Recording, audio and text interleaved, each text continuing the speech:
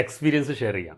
Business consulting എന്ന രീതിയിൽ ഒരുപാട് ക്ലയൻസ് വരും. ബിസിനസ് ഇല്ല, പ്രോഡക്റ്റ് സെയിൽ ഇല്ല, സർവീസിന് എൻക്വയറി ഇല്ല എന്നൊക്കെ പറഞ്ഞിട്ട്.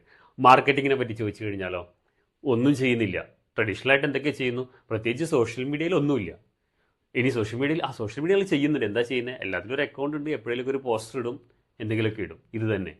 ഇതാണ് ശരിക്കും മാർക്കറ്റിംഗ് എന്നുള്ളത്. നിങ്ങളുടെ കയ്യിലെ എല്ലാ പ്രൊഡക്റ്റിനും മാർക്കറ്റിൽ ആളുണ്ട്. അത് ആദ്യം മനസ്സിലാക്കുക. എൻ്റെ പ്രൊഡക്റ്റിന് ആളില്ല, അദ്ദേഹം നന്നായിട്ട് വിൽക്കുന്നു.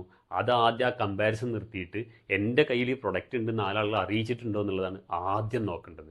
അതിന് ഓഫ്ലൈൻ ചെയ്യാൻ പോകുന്ന സമയത്ത് എക്സ്പെൻസീവാണെന്ന്. ഏറ്റവും സിമ്പിളായിട്ട് ഓൺലൈനായിട്ട് ചെയ്യുക എന്നുള്ളതാണ്. അവിടെ തന്നെ നമ്മുടെ പ്രൊഡക്റ്റിൻ്റെ സർവീസിൻ്റെ ബ്രാൻഡ് അംബാസിഡറായിട്ട് നമുക്ക് തന്നെ മാറാൻ കഴിഞ്ഞാൽ ഒരു പൈസ ചിലവില്ലാതെ നമുക്ക് എന്ത് ചെയ്യാം? നല്ല വിപണി കണ്ടെത്താൻ പറ്റും.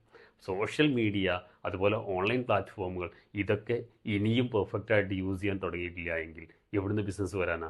വലിയ ഷോപ്പൊക്കെ ഒരു പക്ഷേ നമുക്കുണ്ടാവും, അല്ലെങ്കിൽ നല്ല പ്രൊഡക്റ്റ് ആയിരിക്കാം, നല്ല ക്വാളിറ്റി പ്രൊഡക്റ്റോ സർവീസോ ആയിരിക്കാം. ഇതൊന്നും അല്ല കാര്യം. ആളുകളിലേക്ക് അത് എത്തിക്കുമ്പോഴാണ് ബിസിനസ് വരിക. അവിടെ സപ്പോർട്ട് വേണമെങ്കിൽ, മാർക്കറ്റിംഗ് സെല്ലിൽ എന്തെങ്കിലും സപ്പോർട്ടിങ് വേണമെങ്കിൽ താഴെ കാണുന്ന വാട്സാപ്പ് നമ്പറിൽ മെസ്സേജ് അയക്കും.